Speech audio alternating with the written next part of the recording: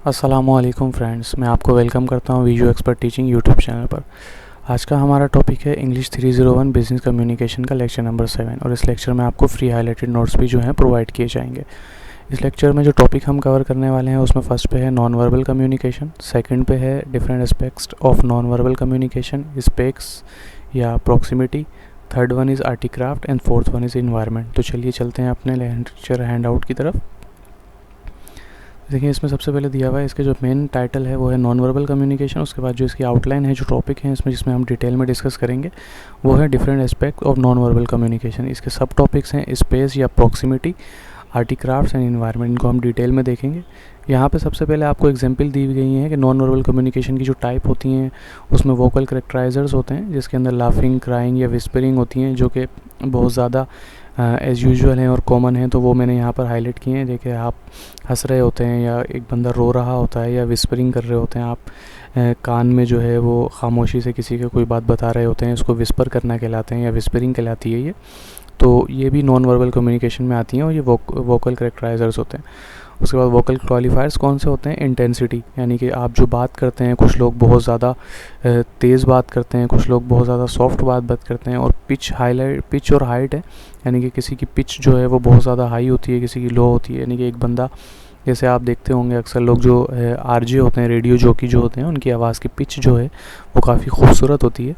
तो ये भी जो है वोकल क्वालिफायर्स कहलाते हैं। उसके बाद वोकल सेग्रीगेट्स हैं, जैसे साउंड होते हैं ऊ हूँ, ये इस तरीके की जो होते हैं जो साउंड यूज़ करते हैं। जैसे हम मैसेज में अक्सर लिखते हैं या इस तरीके के वर्ड्स जो हैं हम इस्तेमाल करते हैं। या साइलेंट, थोड़ी देर की जो खामोशी आती है बात के दौरान। तो इसमें जो लोग आप जॉब करते हैं, अगर आप मीटिंग्स वगैरह अटेंड करते हैं तो आपकी जो सीनियर्स हैं उनकी तरफ से आती है ये, क्योंकि वो जब अच्छे खासे लोग बैठे हुए होते हैं मीटिंग के अंदर तो आपको बहुत सोच समझ के जवाब देना पड़ता है। तो कुछ पॉज आते हैं बीच में, कम्युनिकेशन के बीच में, तो वो पॉजेज़ जो हैं वो ज़रूरी होते हैं ताकि आप एक अच्छी बात कह सकें और इस तरीके की बात कह सकें जो सबके लिए एक्सेप्टेबल हो। कोई आपके मुंह से ऐसी बात ना निकल जाए जो कि बहुत ज़्यादा अजीब सी हो जाए। तो जो सब टॉपिक्स थे वो यहाँ पर हम डिस्कस करते हैं। जैसे प्रॉक्सिमिटी, यूज़ ऑफ स्पेस है। प्रॉक्सिमिटी मीन नियरनेस, यानी कि इसका सिंपल मीन होता है कि आप किसी के कितने करीब खड़े हुए हैं या कितने क्लोज हैं आप किसी से। In terms of physical space, physical space अगर आप कंसिडर करें तो उसका जो मतलब होता है वो नियरनेस होता है।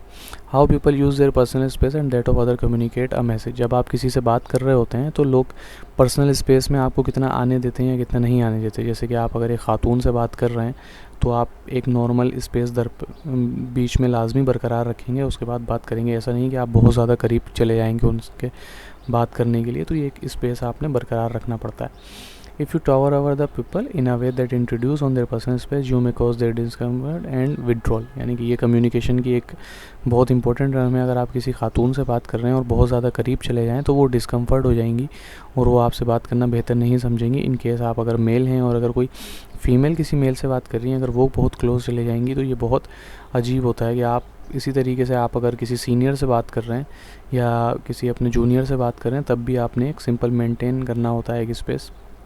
बहुत सी कंट्रीज़ तो ऐसी हैं जहाँ पर ये स्टैंडर्ड है कि अगर आपने किसी से बात करनी है तो तकरीबन इतना स्पेस जो है वो मेंटेन होना लाजमी है।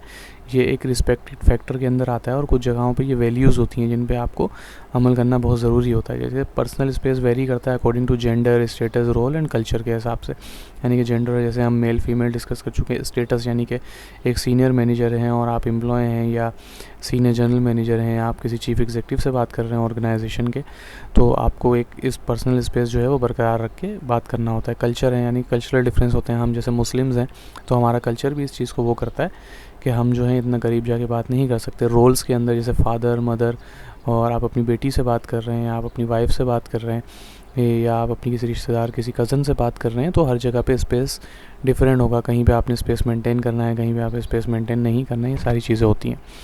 अब आगे research show this Australian speaking to work place colleague leave about an arm length of space between themselves and the other person. अगर आप ऑस्ट्रेलियन की यहाँ पे मिसाल दी जा रही है, जो ऑस्ट्रेलियंस लोग होते हैं वो तकरीबन एक हाथ का फासला जो है वो रखते हैं जब दूसरे लोगों से बात करते हैं।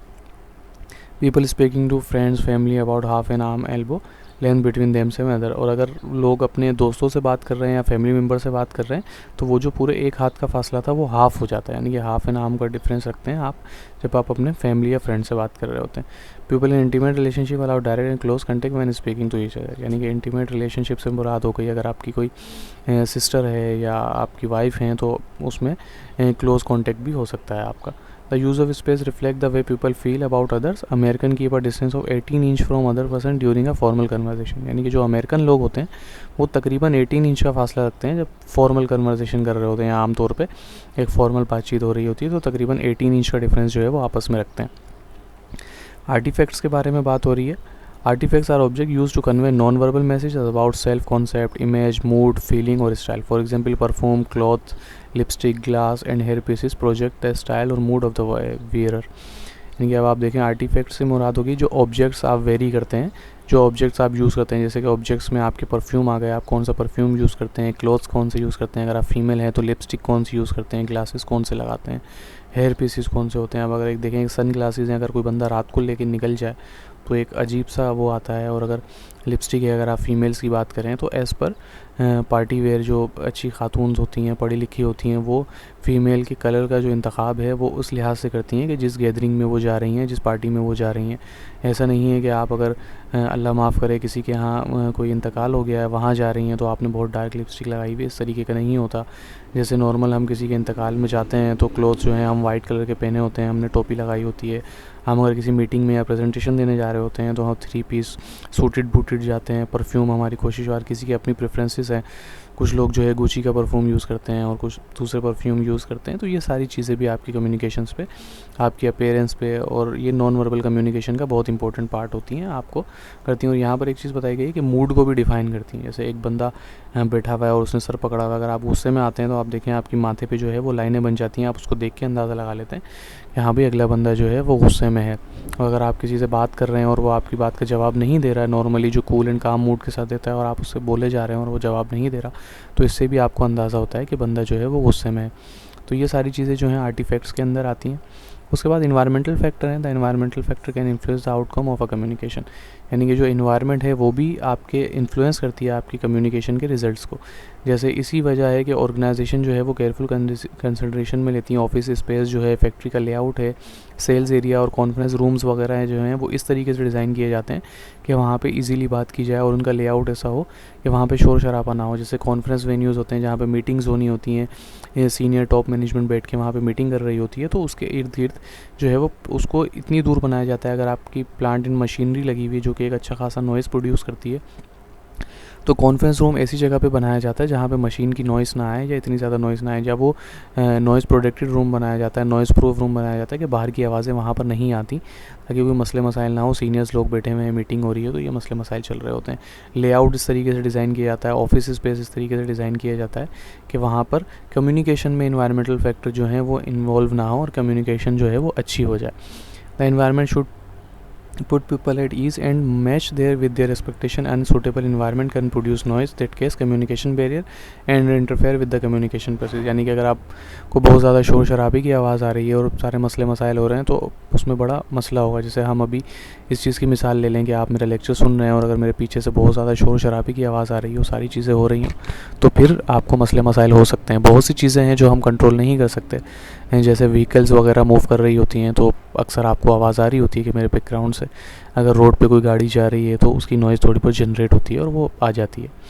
Natural and artificial light, colour, temperature, tables, chair, desk, launch, plant, sounds, art work, magazine, even के फ्लोर एंड वॉल कवरिंग जो है वो भी इम्पेक्ट करती हैं इसमें। अब आप देखें कम्युनिकेशन के लिए कितना ज़्यादा ये डीप टॉपिक है। अगर आप अच्छे कम्युनिकेटर हैं और आपने कम्युनिकेशन का ये कोर्स लिया हुआ है तो आप अगर ऑफिस में जा रहे हैं तो आप इस तरीके से डिज़ाइनिंग कर सकते हैं या इस तरीके से अपना स्पेस आप बोल सकते हैं, आपको ये इतनी नॉलेज होगी। अब आप अगर ये लेक्चर सुनने के बाद आप किसी ऑफिस में जाएंगे या किसी कॉन्फ्रेंस रूम में जाएंगे तो आप ये चीज़ें ऑब्ज़र्व कर सकते हैं कि वाकई यहाँ पर जो कॉन्फ्रेंस रूम बनाया गया है वो वाकई इतनी दूर बनाया गया है कि वहाँ पे आवाज़ें ना आ रही हों, और ऑफिस स्पेस इस तरीके से बनाया गया है कि वहाँ पे मुख्तलिफ़ किस्म की आवाज़ें नहीं हैं जो नॉइस में डिस्टर्बेंस पैदा कर रही हैं।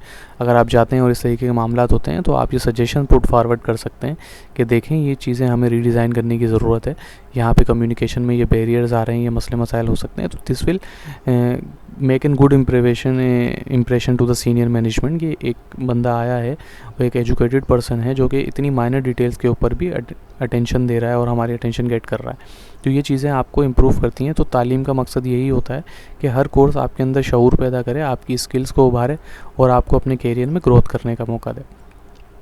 To be kept waiting for a business appointment in the Middle East will not have the same significance as a delay in some European countries where punctuality is highly regarded. यहाँ पर एक मिसाल दी जा रही है, जैसे आपने जैपनीज़ पीपल का सुना होगा। एक हमारे ऑफिस कोलीग हैं, उनसे मैंने ये बात सुनी है कि जैपनीज़ पीपल जो होते हैं वो अपॉइंटमेंट के बहुत पक्के होते हैं। अगर आपने, हमारे एक ऑफिस कोलीग हैं, वो हमें ये बता रहे थे मिसाल कि 6 महीने पहले उन्होंने एक अपॉइंटमेंट की एक जैपनीज़ इंजीनियर से कि आपने जो है वो हमारे ऑर्गेनाइजेशन को जो है वो पाकिस्तान में विज़िट करना है और 6 महीने बाद की ये डेट है। तो उन्होंने 1 हफ़्ते पहले उनको कॉल की कि आप जो है 1 हफ़्ते बाद की आपकी अपॉइंटमेंट है, तो मैंने आपको रिमाइंड करने के लिए बताया। तो उस पर वो नाराज़ हो गए कि आपने कॉल करके मेरे 2 मिनट ज़ाया कर दिए मुझे सिर्फ ये याद दिलाने में कि मेरी 1 हफ़्ते के बाद अपॉइंटमेंट है। हमें हमेशा याद होता है, हम कभी भूलते नहीं हैं। तो जैपनीज़ को फ़ोन करके जो रिमाइंड करवाना है, तो वो बुरा लग गया कि उसके 2 मिनट जो हैं वो ज़ाया हो गए। तो यही बता रहे हैं कि मिडल ईस्ट के अंदर अगर आप किसी को बिज़नेस अपॉइंटमेंट के लिए बोलते हैं और अगर वो लेट हो जाता है तो इसका कोई इतना मसला नहीं, इतना डिफेक्ट नहीं आता। लेकिन अगर यूरोपियन कंट्रीज़ में आप किसी को कॉल करें तो ये बड़ा बुरा समझा जाता है और ये हाईली रिगार्डेड मसले मसाइल हो जाते हैं। तो ये सारी चीज़ें हैं कम्युनिकेशन में आती हैं। अच्छा, अगर आप हैंडआउट्स में देख रहे होंगे, ये इस तरीके की लाइन ऐड हुई है, ठीक है। तो इस तरीके की लाइन इस वजह से ऐड होती है कि जब कोई रिवीजन आता है डॉक्यूमेंट का या डॉक्यूमेंट में कोई एडिशन करते हैं तो इस तरीके से की लाइन दे देते हैं कि ये जो है ये न्यू ऐड किया गया है यहाँ के अंदर, यानी कि इस जगह पे न्यू एडिशन हुआ है। तो जो बंदा डॉक्यूमेंट को एडिट करता है या डॉक्यूमेंट को प्रोसेस फ्लो करता है तो उसको इस लाइन से पता चल जाता है कि यहाँ पे ये हुआ है। तो आप ये ना समझें कि ये प्रिंटिंग का प्रॉब्लम है, ये इस वजह से एंटर किया जाता है कि दूसरे पॉइंट जो है कोई नया पॉइंट ऐड किया जाता है। तो ये हैंड आउट में नया पॉइंट ऐड हुआ है, तो मोस्ट इंपॉर्टेंट पॉइंट होते हैं ये क्विज़ या असाइनमेंट या इससे रिलेटेड जो है सब्जेक्टिव क्वेश्चन आ सकते हैं। तो इस वजह से मैंने इसको हाईलाइट किया। अगर कोई पॉइंट मैं हाईलाइट नहीं कर सकूँ तो इस तरीके की लाइन आए तो आप उसको ज़रूर पढ़ें और उस टॉपिक को कंसीडर करेंगे। वो मोस्ट इंपॉर्टेंट है कि आपके एग्जाम में आ जाए, क्योंकि वो बाद में हैंड आउट में ऐड हुआ। उसके बाद यहाँ पे एक छोटा सा टास्क दिया गया है, explain the non verbal behaviour of the following in a formal situation. यानी कि एक नॉन वर्बल बिहेवियर है, बॉडी मूवमेंट है कि टीचर किस तरीके से बॉडी मूवमेंट करेगा और स्टूडेंट किस तरीके से मूवमेंट करेगा। फिजिकल कैरेक्टरिस्टिक टीचर के क्या होंगे, स्टूडेंट क्या होंगे। यानी कि फिजिकल कैरेक्टरिस्टिक टीचर के ये होंगे कि वो वेल ड्रेस्ड होगा, ऐसा नहीं है कि वो पढ़ाने के लिए आई हैं और उन्होंने जीन्स की पैंट और टी शर्ट पहनी हुई है। एक जैसे कि आप मिसाल ले लें कि एक फ़ीमेल टीचर हैं, वो अगर स्टूडेंट्स को पढ़ाने के लिए स्कूल में या यूनिवर्सिटी में आई हैं तो वो पूरा शादी का लहंगा पहन के आ गई, तो इस तरीके से नहीं होगा। और अगर एक स्टूडेंट आया तो वो भी ऐसा नहीं होगा कि उसने शॉर्ट्स पहने हुए हैं और टी शर्ट पहनी हुई है और वो बैट लेके जो है वो क्लास के अंदर आया हुआ, इस तरीके के मामला नहीं होते।